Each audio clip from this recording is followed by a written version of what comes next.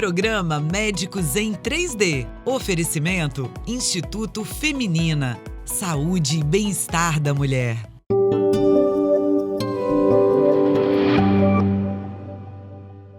Estamos no ar com Médicos em 3D. Nesse programa vamos fazer um debate, tirar algumas dúvidas e, por último, dar algumas dicas. Nosso tema de hoje é obesidade. Para isso, está aqui comigo a doutora Sabrina França.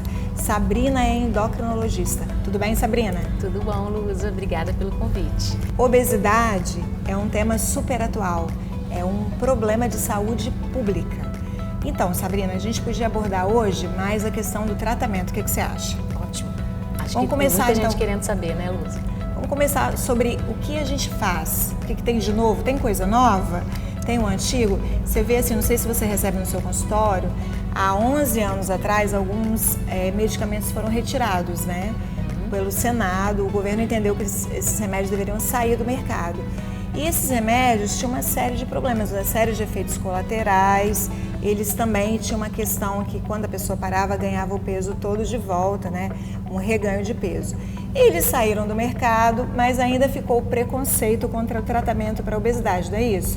Me fala um pouquinho. Exatamente, Luza, porque essas medicações, apesar delas ajudarem, né, na perda de peso, e era o que a gente tinha na época, né, de recurso, elas tinham muitos efeitos colaterais.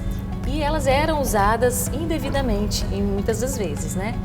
E um dos efeitos que preocupava a gente era a questão da dependência, né? Porque eram derivados de anfetamina que podiam causar dependência e o uso dessas medicações sem, às vezes, a prescrição médica. E a formulação dessa composição, junto com outras medicações, numa mesma forma manipulada, que piorava ainda mais a chance de efeitos colaterais. Então, infelizmente, era uma medicação que era possível usar, que muitas vezes era efetiva, o paciente tolerava bem e tinha sucesso. No entanto, criou-se esse preconceito por causa disso, por causa do mau uso, né? E isso, infelizmente, pode acontecer com as novas medicações que a gente tem hoje também. E a obesidade, assim, enquanto doença, merece tratamento, Sabrina? Claro, né? E tratamento a curto prazo, a longo prazo? Fala um pouquinho sobre isso. Obesidade é doença? É doença, né? Por que a gente tem que encarar como doença? Porque é fator de risco para inúmeros outros problemas e vai aumentar o risco de mortalidade. A obesidade inflama o organismo como um todo, aumenta o risco da pessoa ficar diabética, hipertensa, o colesterol aumentar, isso tudo, problemas cardíacos e problemas de derrame, enfim, né? Então precisa ser tratado como doença. E aí vale a pena a gente fazer essa diferenciação da obesidade doença e do querer emagrecer, do querer ficar com o corpo perfeito. A questão estética forte, né? Querer atingir aquele IMC perfeito. A gente tem que se atentar para isso, porque quando o paciente chega no nosso consultório, a gente precisa enxergar ele como uma pessoa que precisa perder peso para ter saúde, precisa renovar a autoestima dele, ele precisa estar satisfeito sim com o peso, mas a gente precisa trabalhar muito bem para que só aquele peso não seja o foco dele, para que tenha uma abordagem ampla, né? Porque às vezes o paciente perde um pouco de peso, não fica satisfeito, mas pra gente já ajuda tanto, né? Porque a gente sabe que diminui tanto o risco de outros problemas. Então precisa ser encarado como doença e muitas vezes o tratamento medicamentoso a gente tem que lançar a mão e tem que usar a longo prazo, né? Me fala de coisa boa, o que tem de bom no mercado? Tem coisa nova, né, Sabrina? Chegando e coisas não tão novas, mas assim, muitas vezes desconhecidas do público, não é isso? A gente tem já medicações que já são utilizadas para tratamento de diabetes, que são os famosos injetáveis, né? Que a gente precisa deixar aqui também claro. É injetável não porque vai atuar naquela gordura localizada na barriga onde vai injetar, porque também no passado já se utilizou substâncias que faziam a degradação ali da gordura e diminuía aquele acúmulo de gordura subcutânea que veio até dar problema também, né? Esses injetáveis são injetáveis porque a via de absorção da medicação é através da via subcutânea que vai ser depois absorvida na corrente sanguínea. Se usar via oral não funciona, então por isso que é injetável, né? Então são medicamentos que são usados para tratar diabetes, que mostraram efetivos na perda de peso, tiveram estudos e mostraram também segurança para paciente diabético, para paciente obeso não diabético. Então essas medicações já tem uma que é aprovada, que é a liraglutida, essa medicação já é aprovada, é aplicação diária, super efetiva, tem alguns efeitos colaterais, precisa sempre de um acompanhamento de um profissional, né? E agora a semaglutida, que a gente já usa para tratamento de diabetes, que é aquele aplicação semanal, em julho, se eu não me engano, do ano passado, foi liberado Nos Estados Unidos pela FDA e a gente está aqui ansioso esperando a liberação pela Anvisa, né? Porque em bula ainda não diz que a gente pode estar usando para obesidade, apesar que a gente sabe que já é uma medicação segura. E também a dose muda, né? Então, se a gente usa semaglutida aqui na dose de 1 miligrama, ela foi aprovada para obesidade na dose de 2,4 miligramas. Então, será que se a gente utilizar nessa dose de 1, vai ser realmente efetiva? Né? Então, a gente pode ter um pouco mais de tranquilidade para utilizar, mas ainda realmente não foi aprovado. E a associação da bupropiona, né? E aí o que de mais novo, que foi acho que final do ano passado, né? Essa associação da bupropiona com naltrexona, que a naltrexona, na verdade, é uma medicação ansiolítica utilizada principalmente em alcoolista, né? E a bupropiona é um antidepressivo, mas que também tem uma açãozinha ansiolítica. A gente utiliza ainda a bupropiona, apesar de na bula não estar escrito que é para emagrecer, que é para tratamento da obesidade, a gente sabe que ajuda muito naqueles hábitos compulsivos, naquela ansiedade para comer, e o paciente se sente muito bem, tudo com acompanhamento. Então pode ser que para um funcione muito bem e que para outro, apesar de ser uma ótima medicação, não funcione bem. Bom, no próximo bloco nós vamos saber o seguinte: e existem coisas que a gente não deve fazer? Ok, coisas que deve, medicamentos novos nós estamos vendo que tem. Mas e medicamentos que a gente não deve utilizar? Existem? Sabrina França vai responder essas questões. Espero vocês no próximo bloco.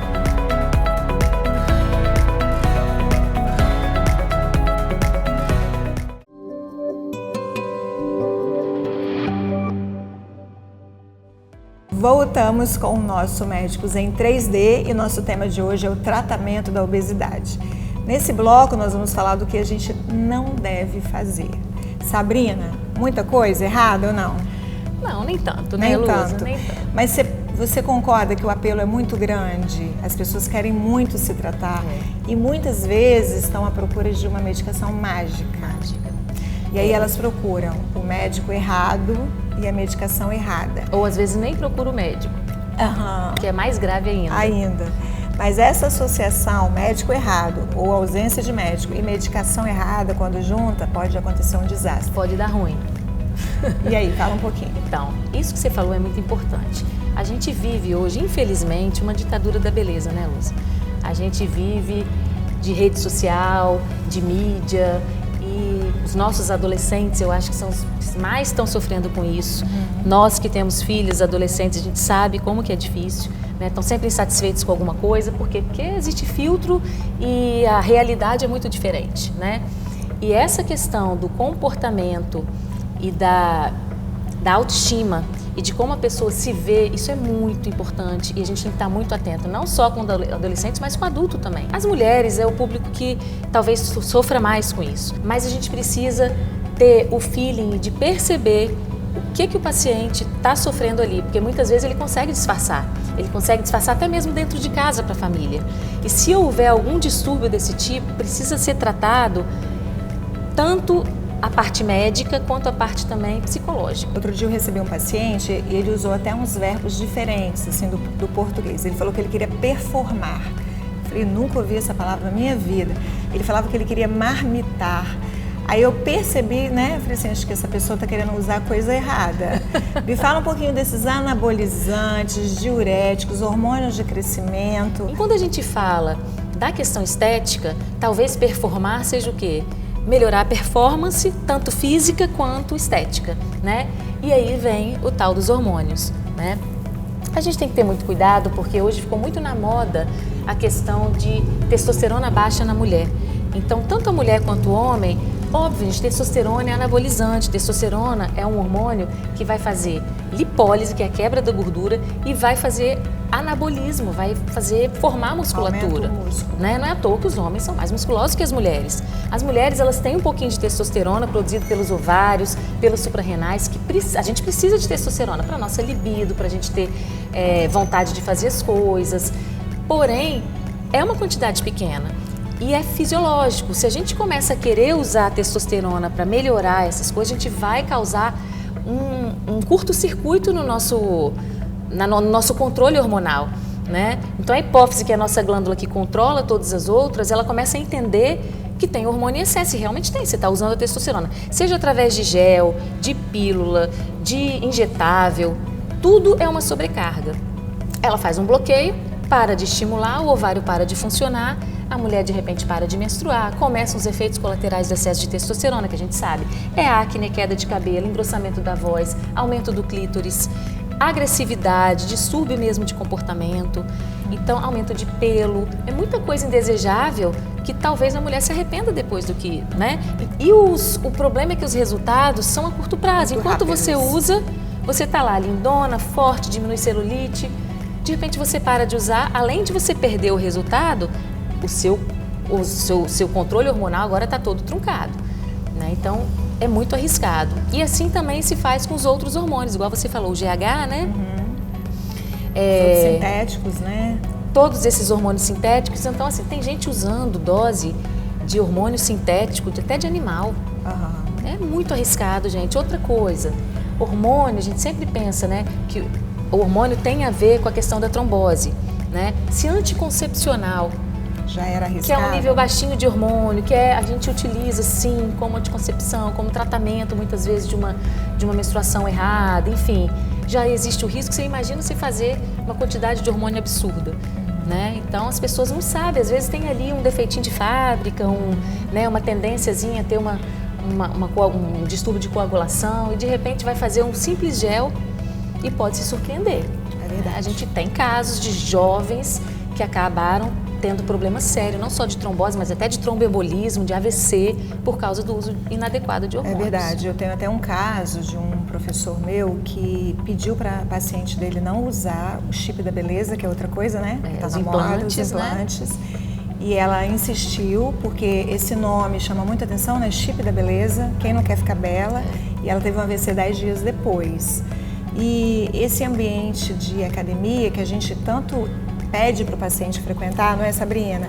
A gente estimula tanto, às vezes é um ambiente muito tóxico, né? Com certeza. Aquelas pessoas ali, elas começam a prescrever entre si hormônios, não é isso, Sabrina? A gente tem profissionais da saúde, mas que não são médicos, né? Muito menos especialistas, que acabam utilizando essas práticas. Eu não sei exatamente de onde que tira, né, o ciclo Experiência tal. de vida, né, talvez. Tem a questão de um ciclo para tal atividade, outro para tal objetivo. Se o objetivo é só ganhar massa é isso, se é performar é outro. Então foge assim até do nosso conhecimento. Às vezes chegam umas prescrições que a gente nem entende muito bem o que é, né?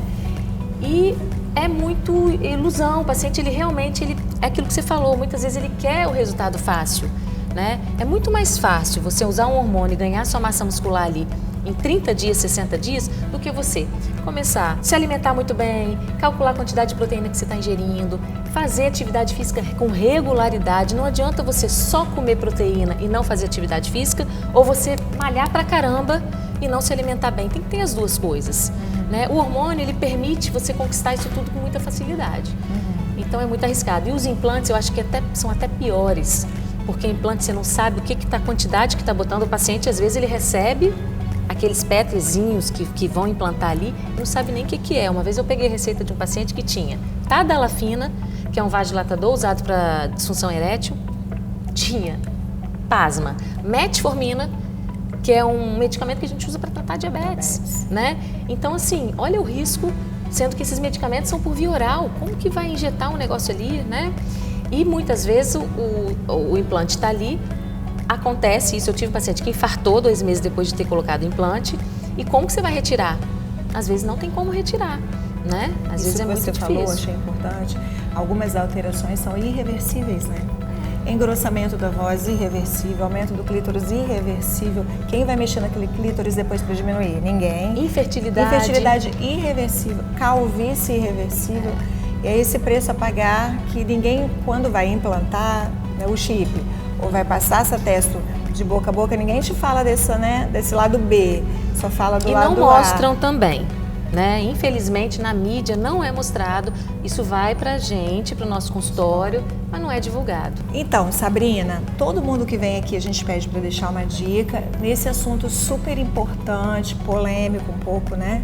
Vou pedir para você deixar a nossa dica de hoje. Se puder deixar alguma dica, eu acho que a gente tem que se aceitar melhor. E eu estou falando para nós também, né, Luza? Porque nós somos seres humanos e a gente quer sempre o melhor, né? Então, assim, colocar na balança e ver realmente o que preza mais, né, pra gente. Se é a saúde, se é só a estética. E pensar assim, se alimentar melhor. A gente não comentou aqui da questão de todos os pilares do tratamento da obesidade que precisa ser visto, né? Então, a gente precisa pensar no nosso sono, na nossa alimentação, se a gente está tendo lazer ou não, se tem como reduzir um pouquinho o nível de estresse. Eu sei que é difícil, na prática a gente tenta, mas é complicado, mas é uma coisa a se pensar. A questão do cigarro eletrônico, que também é uma coisa que a gente tem que tomar muito cuidado, excesso de álcool, né? Então, assim, são coisas que a gente tem que pensar se vale a pena, né? E prezar pra gente viver melhor mesmo, né? E não a qualquer custo.